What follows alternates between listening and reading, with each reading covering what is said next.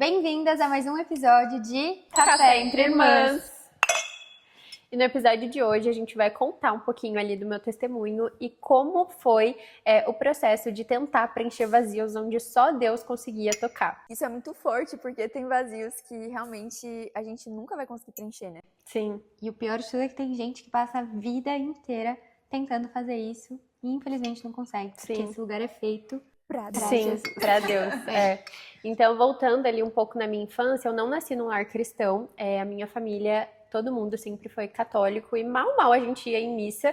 Bíblia, nunca nem via, assim, não tinha contato nenhum. Estava num colégio onde eu era quinta geração, então meu bisavô estudou, meus avós, meu pai, então eu era muito acompanhada. Eu sou filha única, então, pra você que é filha única, você também vai me entender. Eu sempre me senti muito sozinha, meu sonho era ter irmã.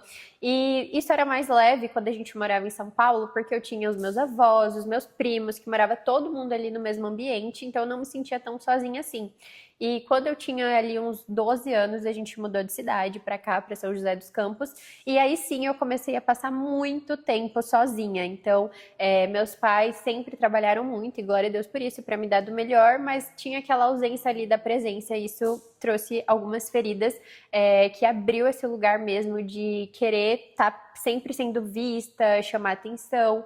E por conta disso, eu acabei fazendo muitas coisas nesse lugar mesmo, nesse anseio de ser vista, de chamar atenção. Então, eu me envolvi com coisas muito cedo, eu ia em festas e bebia, e no meu coração eu falava, cara, se eu chegar no meu limite, meu pai vai ter que me ver, porque eu vou estar aqui num nível que ele vai olhar. Então, eu fazia mesmo com uma intenção muito errada, chegava no nível de dar como alcoólica, enfim, nesse lugar mesmo de ser notada, de ser vista.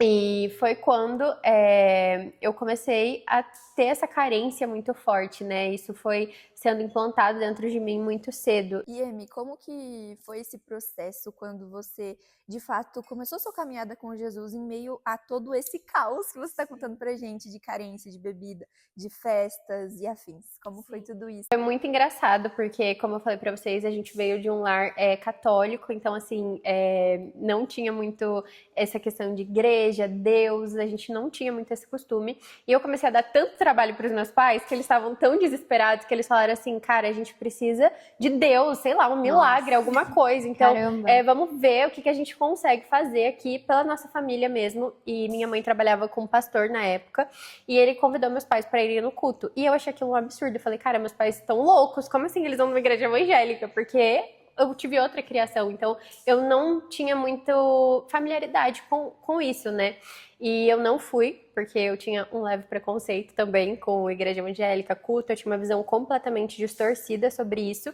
E meus pais foram muito respeitosos, o que eu acho muito incrível dessa parte, porque eu era uma adolescente, eu tinha ali os meus 14 anos, então eles podiam muito bem me obrigar, tipo, não, você vai no culto e você vai ver. E eles não fizeram isso, foi de um jeito muito leve, eles foram indo sozinhos.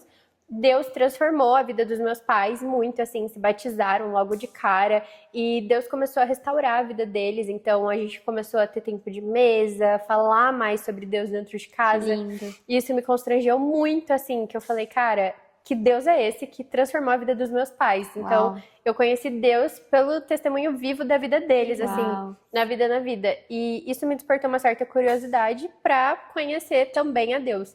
E aí a gente foi na igreja, eu quis ir com eles, né? Amei, assim, eu fiquei chocada, porque eu lembro até hoje, assim, da cena de ver minha mãe adorando, meu pai, e eu falei, cara, o que tá acontecendo? O que tá acontecendo? Eles totalmente rendidos na presença do Senhor, assim, isso me marcou muito. E aí a gente começou nesse processo, né, de encontrar uma igreja que tivesse coisas pra mim.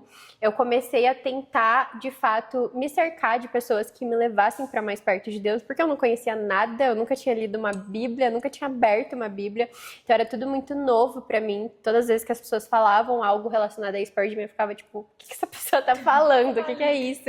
Deus, Pai, Espírito Santo, que? 3 em 1? Como assim? Era uma novidade tudo. Mas eu sempre fui muito em cima do muro, assim, ao mesmo tempo que eu tava na igreja, no outro final de semana eu tava numa balada, porque eu não tinha tido ainda um encontro real com Deus. Você e Deus, né? Era mais pelos seus pais. Sim, era mais, tipo, eles vivendo ali aquela questão e eu tava, deixa a vida me levar, a vida leva eu, assim. E foi até nesse momento que eu conheci a Gabi. No pagode. Não, foi na igreja. A Gabi 100% na igreja. Eu tô brincando. Eu lembro o exato dia dessa cena, assim, que eu tive na igreja. Sim. E você tava sozinha. E eu acho que eu também tava sozinha. Eu cheguei e falei, oi, quer ser minha amiga? E tudo começou a partir daí, né? Eu acho que também você estudava no Objetivo na época. E eu tava transicionando de escola pra lá também. E aí a gente começou nessa amizade daí, né? Sim. E é realmente muito doido, porque eu cresci em um lar cristão e tudo mais, então eu sempre fui muito da igreja, e a Emily era minha amiga, que eu tava tentando trazer pra mais perto de Deus, e ela, amiga, vamos pra tal social hoje? Eu, amiga, vamos na igreja hoje? Era uma puxando de um lado, a outra puxando da outra, do outro. Sim, e gente, a Gabi não desistia de mim. Eu falo a importância de você ter pessoas do seu lado que vão até o fim mesmo por você. Eu tenho até hoje as anotações, os papelzinhos que ela deixava nos meus cadernos de escola, de tipo, vai se batizar, começa a ir logo pra Jesus, termina esse namoro. Que Deus não quer isso. bonitinho! Então, assim, foi algo que, de fato, eu olhei e falei, cara, eu posso estar vivendo a pior coisa aqui, a maior sujeira, a maior bagunça, mas eu tenho uma pessoa que eu sei que tá ali, tá orando por mim, tá me incentivando, a de fato não desistir, e isso sempre foi algo que mudou a forma como eu via as coisas. Que legal. E nessa questão de estar sempre em cima do muro, um final de semana no culto, outro não, eu lembro que eu tava num carnaval, e no carnaval mesmo eu estava na bagunça, e aí chegou o evangelismo, e eu fui uma das pessoas que fui evangelizada. E na minha cabeça não entrava de maneira alguma que Deus estava naquele ambiente, porque pra mim Deus só estava dentro da igreja. Então, quando eu fui evangelizada ali, quando as pessoas conversaram comigo, falaram sobre o amor de Deus, eu comecei a quebrar muitas coisas assim que eu tinha sobre Deus, que eu falei, cara, ele veio até aqui, nessa bagunça, Pra buscar você. nessa sujeira, pra me encontrar. Então, assim, ele tem mesmo esse anseio, sabe? E aí começou toda essa busca, como era algo muito novo, eu precisava mesmo me firmar ali com o Senhor. E entra um parênteses que foi algo que uma das minhas maiores frustrações, assim, foi a questão relacional, né, de relacionamento, porque nesse meio tempo eu tive um relacionamento, e aí entra na parte que foi uma das coisas que mais me machucou, assim, porque nesse meio tempo eu tive um relacionamento, e bem no começo da minha caminhada mesmo com o Senhor, então todas as vezes que eu tentava pegar firme, esse relacionamento acabava me puxando pra outro lado, e assim, eu não tinha maturidade nenhuma, então eu machuquei muito essa pessoa, eu fui muito machucada, e foram coisas que foram trazendo um certo trauma dentro de mim, que na minha cabeça eu não era digna, ou eu nunca teria um relacionamento saudável de uma pessoa que me amasse de verdade, que não teria mentiras, traições, e isso era uma verdade já implantada dentro de mim, sabe? Deus. Eu falava, cara, isso nunca vai mudar, sabe? E até na questão como é quando a gente tem um negócio emocional, que a gente não consegue falar hoje da pessoa? Dependência. Emocional. Uhum.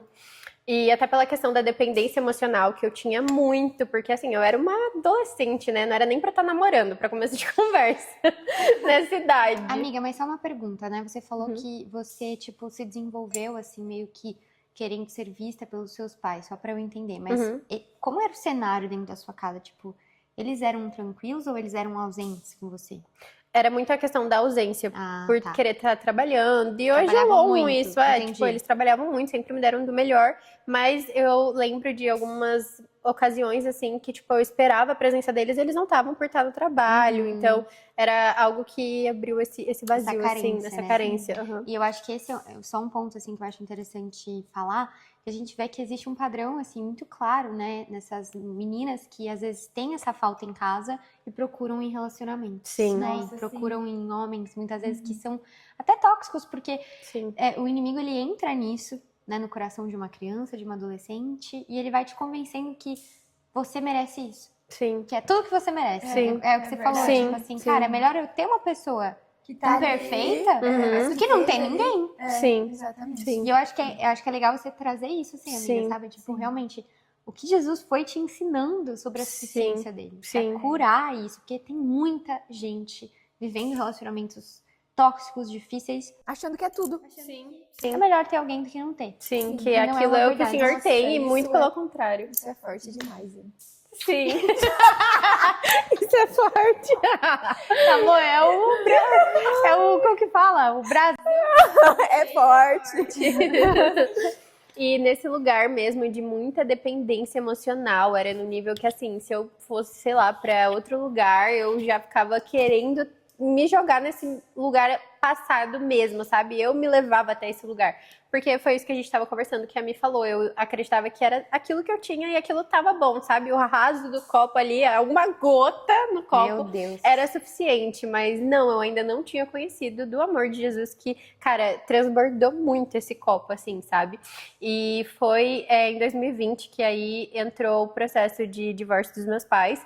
E foi algo que foi muito marcante, assim, pra mim, porque a gente tava todo mundo começando a ter mesmo um relacionamento com Deus ali dentro de casa, né? Tendo coisas diferentes, as coisas acontecendo de forma diferente. E quando eles começaram com isso, eu fiquei em choque, assim, na minha cabeça, tipo, como que Deus vem, entra na minha casa, transforma meus pais Meu e Deus. acaba num divórcio, tipo, nisso, na minha cabeça não fazia sentido. E eu tive muitas mágoas com a igreja nessa época, com a igreja não, né? Com pessoas da igreja. Que fique bem claro isso, né? Porque às vezes a gente vai para uma igreja querendo encontrar Jesus e ali você vai encontrar pessoas que são falhas e que sim vão errar com você. Seres humanos. E nesse processo, assim, eu vi muita coisa que foi muito contra aquilo que eu pensava sobre um relacionamento, sabe? Isso me frustrou muito, assim, eu fiquei muito magoada. E aí eu voltei para aquele lugar antigo de muita festa, muita bebida, pessoas erradas. Então, se antes eu bebia, sei lá, algumas vezes só, eu comecei a beber todos os dias, Meu sabe? Deus. Eu comecei a colocar em coisas, em pessoas, um abrigo ali, um vazio, buscar por algo. E foi quando eu tive uma das experiências mais horríveis, assim, da minha vida, porque eu tinha passado um tempo numa festa e misturei muitas coisas, né, e acabei passando mal mesmo, assim, foi algo que comprometeu a minha saúde. E eu lembro que nessa situação foi muito sobrenatural, porque eu me vi de fora, e toda vez que eu falo isso eu fico muito arrepiada, porque eu nunca tinha tido... É o quê? Você se viu de fora? Sim, Tipo, sabe, você você se sai do viu? seu corpo e vê, tipo, o que tá acontecendo, como se fosse uma visão daquilo. Caramba. Sim. E aí eu tava Nossa. muito mal, assim, muito mal, passando mal. E era como se tivesse uma claridade muito forte tentando me puxar. E ao mesmo tempo uma escuridão que me Uau. puxava junto. Nossa, toda E arrepiada. era, sim. E era essa briga, assim, tipo, entre a luz e as trevas. E eu me vendo, cara, se eu continuar desse jeito, eu vou morrer. Não tem Meu outro Deus. caminho. Tipo, é a morte mesmo. E ali eu tive contato com a morte tentando me arrastar. E, cara, eu era uma menina de 20 anos. Eu ia destruir a minha vida por conta de um vazio que eu tava tentando preencher com muitas coisas e pessoas. E aí, eu me vendo de fora, eu lembro da frase que eu falei, como se fosse hoje, assim, isso foi 2019. Eu falei, Deus, se o Senhor me tirar dessa situação e eu sair viva daqui, porque eu tava muito mal, eu achava que eu ia morrer, eu vou pra ti como nunca, eu vou te buscar, eu não te conheço, mas eu dou espaço na minha vida pra eu te conhecer. Então, por favor, só me tira disso. E aí, de uma forma sobrenatural, eu fiquei bem, só que eu tinha o temor, eu sabia do que eu tinha falado com Deus, então eu falei, cara, agora as coisas precisam ser diferentes. E aí eu comecei a tomar passos práticos pra isso. Eu falei, não, então peraí, o que tá me levando pra esse lugar? São as pessoas? É onde eu tô? Então eu preciso sair desse lugar. Pra onde eu vou? Eu preciso sair desse ciclo, desse meio. E foi quando eu fui para uma base missionária, né, para viver missões de fato, que eu brinco que foi até minha reabilitação. Maravilhosa. Porque era tudo que eu precisava, me afastar de pessoas e de lugares que me tiravam de viver mesmo aquilo que o Senhor tinha, sabe? De olhar e ter o foco em Deus. E eu fui muito... eu sabia que eu estava abrindo mão de muitas coisas, então eu sempre fui muito intencional com Deus. Eu falei, Deus, eu não tô nesse lugar para fazer amizade, eu não tô nesse lugar para conhecer ninguém, eu tô aqui para te conhecer. Então eu tinha as minhas aulas, terminava a aula, eu ia pro quarto, eu me trancava e eu não saía de lá enquanto eu não entendesse aquilo que estava sendo falado. E ao mesmo tempo o Senhor vinha e me falava, Emily, você só vai viver os processos conforme você vai se entregando. Quanto mais você se entregar, mais rápido você vai passar pelos processos. Então, isso depende de você. Tipo, se joga mesmo que eu tenho pressa com a sua vida. Meu Deus. E eu fui muito intencional com tudo, assim, nossa, bloqueei quem tinha que ser bloqueado, sabe, me desliguei de tudo, não queria saber do que estava acontecendo aqui. Eu falei, cara, queimei minhas carroças mesmo. E foi muito importante porque foi no tempo de separação mesmo dos meus pais, então eu não vivia a separação deles, tipo, cada um foi viver sua vida, Deus me levou pra amadurecer com ele, em tudo que eu tinha que amadurecer. E como eu tinha muito essas feridas emocionais também, eu falei, olha, eu não vou me relacionar com ninguém enquanto eu não entender que eu estou curada, enquanto eu não entender que eu não tô mais buscando por algo que vai preencher esse vazio, por alguém que tá só me vendo, sabe? Por eu me sentir vista. E nisso foram 3 longos anos gente. solteira, assim, sem conhecer ninguém, sem falar com ninguém, mas eu brinco que eu brinco não, é a real, foram os melhores 3 anos da minha vida. Inclusive, quando eu conheci meu marido, amém que eu conheci nesse ano, mas eu tava no meu melhor ano, assim, tipo, O que mais te marcou nesse processo? Se fosse pra definir, talvez, em uma palavra, assim, porque hoje você conta com facilidade, mas eu sei que viver o processo é muito dolorido, né? O dia a dia ali, no ordinário mesmo. Então, tipo, você acordar em um lugar que não é sua casa, em um lugar que você tá longe dos seus pais, com feridas. Como foi tudo isso, sabe? O que mais te marcou nesse processo, assim? Sim, eu acho que o que mais me marcou foi encontrar a dependência total em Deus. Então, eu me coloquei no lugar de não buscar em pessoas e nem naquilo que eu estava vivendo, algo que só o Senhor podia me dar. Então, eu tipo assim, vivia ao máximo a minha entrega com Ele, sabe? Eu buscava, tipo, cara, como assim? Ouvir a voz de Deus, a gente consegue ouvir a voz de Deus. Eu não saía do meu quarto, do meu tempo com Deus, enquanto eu não ouvisse a voz dele, sabe? E isso, claro que não foi no meu primeiro dia, assim, no meu primeiro devocional. Eu não vi nada, muito pelo contrário. Tipo, eu tava viajando, boiando. Mas foram entregas mínimas que eu fui dando a cada dia pra chegar nessa entrega total, assim, sabe? Glória a Deus. E olhar mesmo pro Senhor. Eu falava, cara, eu quero te conhecer, sabe? Eu preciso me sentir mesmo amada. E eu lembro que nesses processos eu senti um amor tão grande, assim, do Senhor, que era um amor de um pai mesmo, com o filho, sabe? Eu me colocava nesse lugar de, tipo, como será que era pra Deus me ver vivendo tudo que eu vivia, a sujeira, a lama que eu tava, e, tipo, mesmo assim, continuar me amando muito, porque a gente eu, pelo menos, sinto um pouco de vergonha alheia das coisas que eu já fiz nessa vida. Quem não, gente? É verdade, é o arrependimento. Um arrependimento. E eu fico tipo, cara, como Deus, porque Ele tá presente em todos os momentos, em todas as situações. 1000%. Eu ficava, cara, como que Ele tava no meio disso, sabe? Como Ele continuou me amando, que amor é esse que me ama tanto. E, amiga, eu acho que essa história é muito aquele versículo: onde abundou o pecado, superabundou a graça. Sim, totalmente. E foram isso, assim, sabe? Esse tempo de muita dependência mesmo no Senhor, de buscar nele esse lugar seguro. E quando eu menos estava esperando, casei, sou mãe. Então entra muito naquela palavra mesmo que o Senhor sempre tinha me dito, que ele tinha essa aceleração, porque querendo ou não, foram aí 5 anos de processo. Ao meu ver, isso é rápido, porque tem processos que demoram anos e anos, e claro que eu ainda tô passando. Mas sabe por quê? Desculpa te interromper.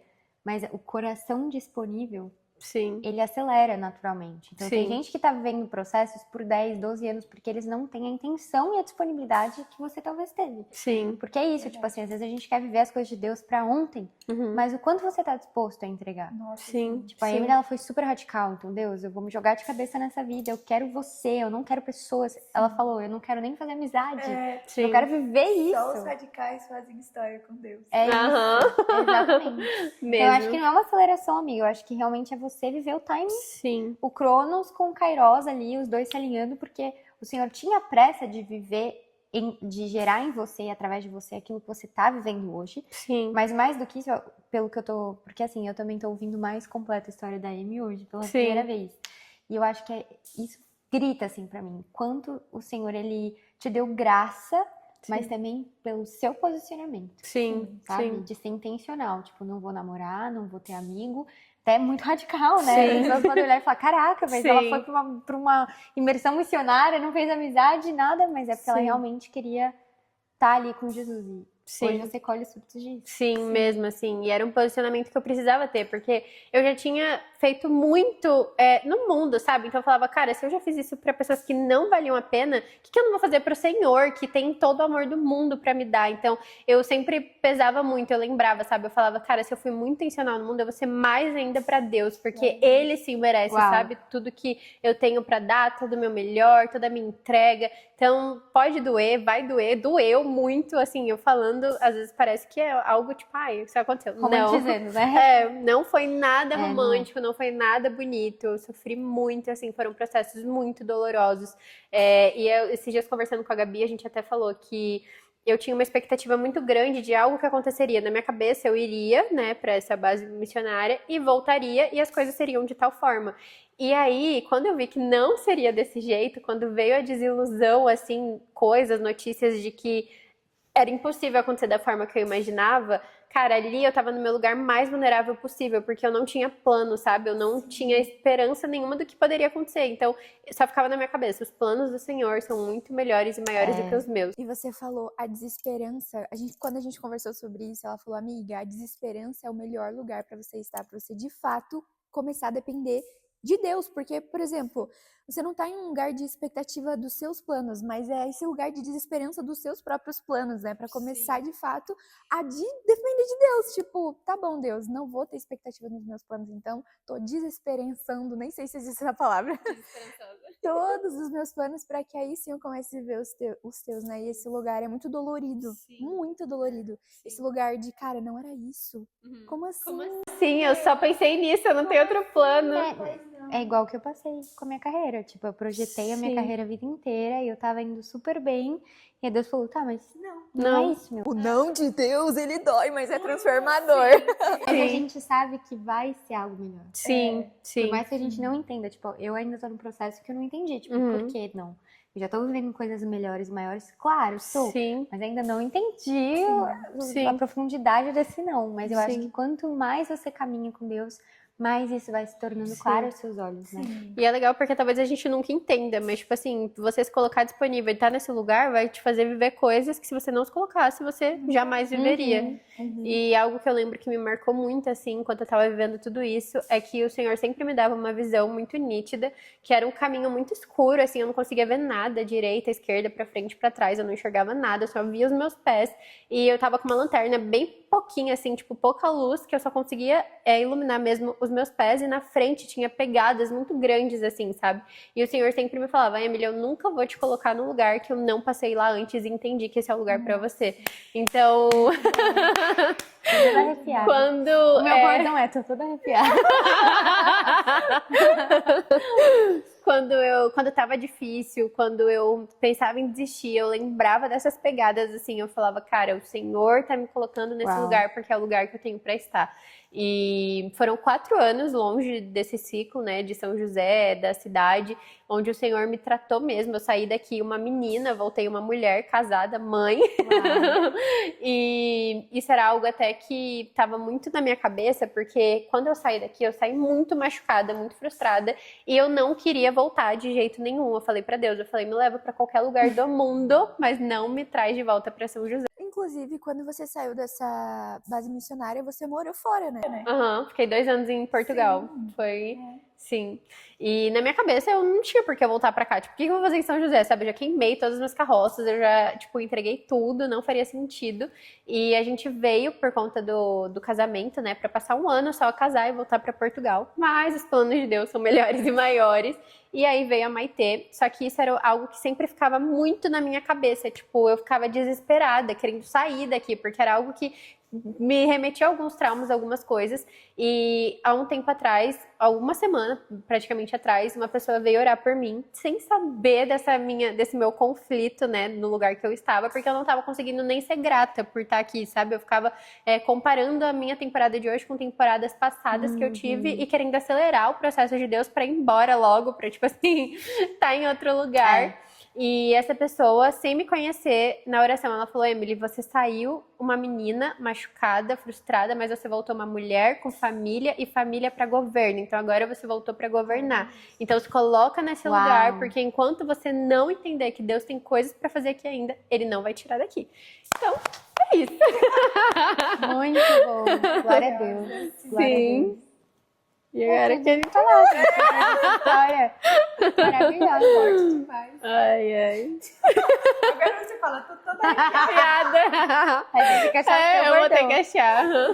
Glória a Deus, amiga. Que lindo ver todo o agir de Deus na sua vida, assim. E eu acho que o mais marcante dessa história é o seu coração disponível. Sim, é entender também os seus limites, porque, por exemplo, a Emily, ela tem um histórico, né? Ela teve uma vivência e ela sabia que ela tinha que se isolar daquela vivência. E eu acho que muitas vezes a gente até tem essa ideia equivocada, né? De que às vezes a gente foi tratada por Deus e a gente pode ficar naquele lugar que, tipo, não vai fazer nada, sabe? A gente tá super curada com aquilo, então tá tudo bem.